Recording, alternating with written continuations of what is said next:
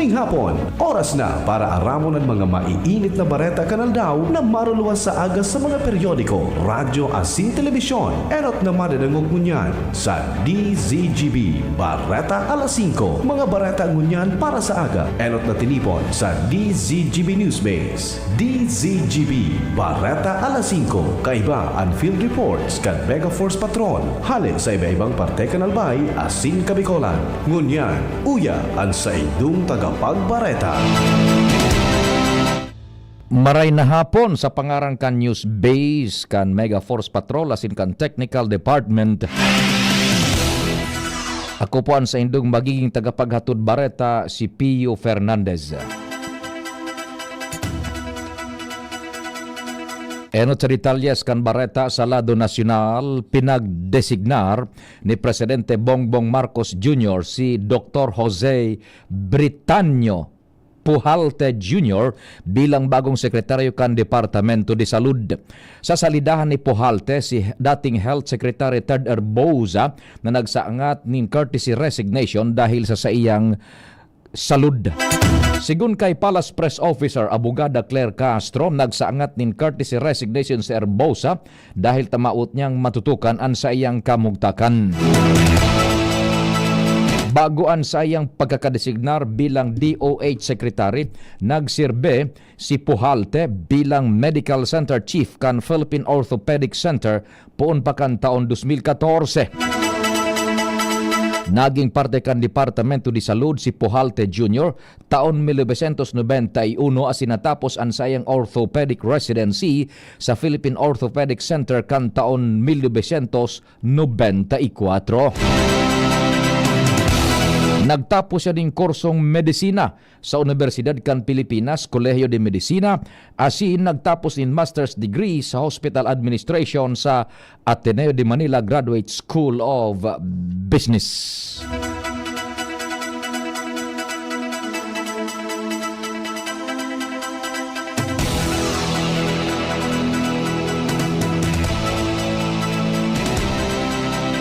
Sa katakod na bareta, nagdimitir bilang DOH Secretary si Teodoro Ted Herbosa dahil sa saiyang salud, sigun sa saiyang anunsyo sa paaginin sarong surat. Sa kasuratan ni Herbosa sa iyang pagdimitir sa pwesto, basado sa padagos na pagkaparahay matapos na magsairarom sa bilateral knee replacement surgery, kaipuhan pa niyang magsairarom sa physical therapy asin rehabilitasyon na day mababa sa sarong bulan. Ipinaliwanag man niya na pigkakaaditan niyang posibleng maapektaran ang paparaning deliberasyon kan fundo kan DOH sa Kongreso kundi niya maitataoan sa iyang bilog na oras asin atensyon na kinakaipuhan sa mga pagdadangog.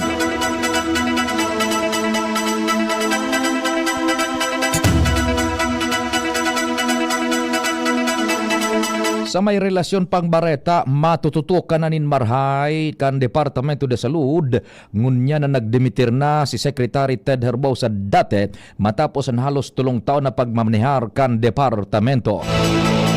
Ini ang pagtubo ni Deputy Speaker Janet Garin kung saan isinalida kay Herbosa si Dr. Jose Brix Pujalte Jr. Sinabi kan lehisladora na si Pujalte ang may pinakamakusog na boses laban sa pagsasapribado kan Philippine Orthopedic Center sa Quezon City kan mahiling ang defektibo ang kontrata.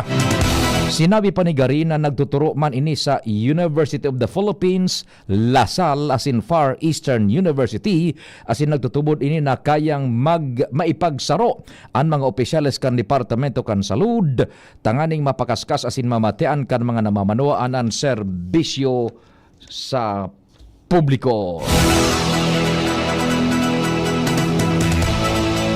Dagdagan tan detalyes kan mga bareta sa lado lokal na sa linya man ang Mega Force Patrol. Si kumpadreng Al Armario Pading Al, marahay na hapon. Please go ahead na. Pigahagad ni Alcalde Hisham Ismail sa mga darakulang may sadirin establishmento de negosyo na pwede sindang mag-request nin earthquake drill sa opisina kan Alcalde. Inian ipinahayag niya may relasyon sa mga nangyayari ngunyan lalo na usuan na linog na dapat pakusugon ang awareness campaign sa sitwasyon na mga emerhensya. Ang Legazpi City Disaster Risk and Reduction Management Office sa supervision kan alkalde willing na magkaigwanin earthquake drill sa mga establishmento de negosyo. Magkaipuan sa naman magpaabot min surat sa indang opisina tangani na maginawirman an City Hall para gibuhon ang siring na aktibidad. Alarmario, DCGB. Thank you so much, kumpadreng Al. Dire-diretso pakitakan mga istorya sa lado lokal. Nasa linya sa muyang chief reporter si kumpadreng Jimmy Nasalita. Kumpadreng Jim, marhay na hapon. Please go ahead na. Pinisita ngunya na pagkahapon ni Pinar Acting General Manager Giovanni Miranda ang Pinar Station dyan sa Legazpi. Asin release na naraot kan bagyong Christine kanakaging taon digdi sa barangay San Rafael sa Ginubatan. Ini ang naging dahilan sa kunata na stop and biyahe ka na train dahilan sa damage sa release digdi sa Ginubatan. Ngunyan, an update base sa entrevista kan DCGB News kay Pinar Acting General Manager Miranda, i-restorar na. Ini, nasa procurement stage na kan na mga materyales asin iba pang kagamitan na gagamiton sa pag-irahay kay ning release. Mientras tantong pati dyan sa Pinar Station sa Legazpi, aarayoso na dahilan ta sa mga train na yaon duman sa Tutuban, ipapalis na, ibabalyo na digdi sa Kabikulan, lalo na digdi sa Legazpi sa mga maabot na aldaw kung sa oras na nagkarayos-ayos na ang mga release digdi asinan Pinar Station dyan sa Legazpi, mabalik man giraray ang biyahe kan train asin madadagdagan na sa duwang unit digdi ki karagdagang pang mga reserba na mga train sa mga maabot na aldaw. Mga dagdag na barita, Jimmy Nasalita, DCGB News. Thank you so much sa kumpadreng Chief Jimmy Nasalita.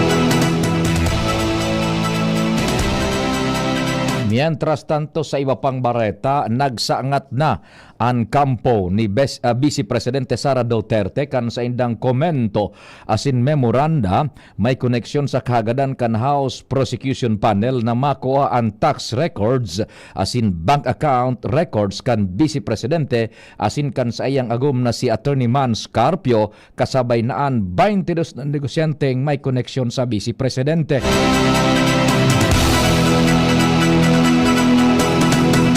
Sigun kay Defense Panel spokesperson Attorney Michael Powa, isinumiter ninda sa prosecution panel ang sa indang mga komento bilang parte kang proseso sa nagpapadagos na impeachment trial. Sinabi man ni Powa na dakulang bagay na magkaigoning kopya ang prosekusyon kan gabos na mga dokumentong pinagsusumitir sa impeachment court tanganing masiguro ang matanos asin patas na pagdadangog sa mga isyu kan ambos partes. Sa pagdangog sa Miyerkules, Hulyo 15, tatawan kan impeachment court ang prosekusyon asin defensa nintig 10 minuto. Tanganing ipresentar ang kanya-kanyang oral arguments kung dapat na iluwas ang pinaghahagad na dokumento hale sa BIR. Mientras tanto ipinagdoon kan defense team ni Vice Presidente Sara Duterte na ang pinag-unambitan na kaining bloodbath ang nakatutok sa iyang sadiring dugo asin bako sa kay Presidente Ferdinand Marcos. Pinaglinaw ini ni Defense Panel spokesperson Attorney Michael Powa matapos ang pahayag kan Vice Presidente kan Hulyo 7 bago ang ikaduang aldaw kan sa iyang impeachment trial na in this bloodbath and bludgeoning I will be blooded but unbowed. Ipinagdoon man ni Powa na dapat dapat taawanin kahulugan ang pahayag bilang karinggisan dahilan tadaing arog kaining intensyon si Duterte. Mahihiling sa Senate impeachment trial kung fit pa si Vice President Sara Duterte na magtinir sa pwesto. Sigun kay House Prosecution Panel Advisor asin spokesperson Robert Ace Barbers.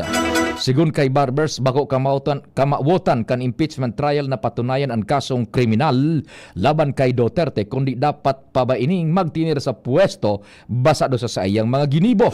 Sinabi ni Barbers nan evidensyas ang nagkapahiling kung dapat pang nasa pwesto ang vice presidente.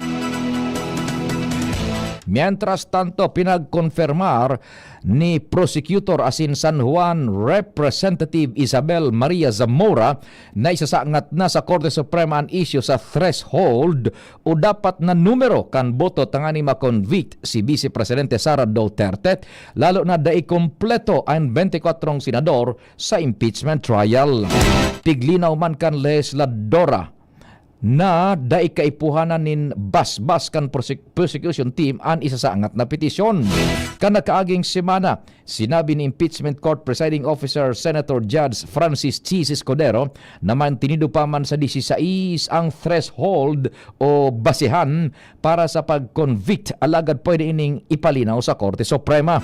Nagtutubod man si Zamora na pwedeng magbaba sa 16 ang basihan sa conviction dahilan ta 2/3 votes of all members sana ana sa leyes asin bako 16 na boto dapat. Mientras tanto sa iba pang bareta, pinagkonfirmar kan Departamento de Edukasyon na 7 pang estudyante kan Hugo Perez Elementary School Annex sa Cavite ang naka-eksperyensya nin malain na efekto o maraot na efekto matapos ang ginibong school deworming activity alagad naka-recover ang mga ini asin nakabalik na sa indang klase. Sigun kay Deputy Assistant Secretary Roger Masapol, nagpapadagos pa ang investigasyon tanganing maaraman kung may direktang koneksyon ang deworming activity sa pagkagadan kan sarong 8 anyos na grade 4 student kan eskwelahan.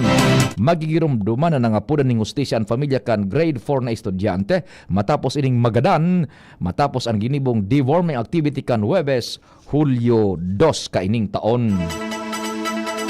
Ultimong despatchos kan bareta sa lado nasyonal, pinaglalauman na maginhawa pa ang presyo kan domestic as in international flight sa ultimong parte kan bulan ng Hulyo matapos sa giraray na ibaba kan Civil Aeronautics Board ang passenger fuel surcharge sa level 8. Sa sarong abiso niya na aldaw, sinabi kan CAB o kaya Civil Aeronautics Board na ipapautuban bago ang test kan fuel surcharge sa Hulyo 16 sa kod 30 kasunod kan level na ipinautob pon kan Hulyo sa kod 15.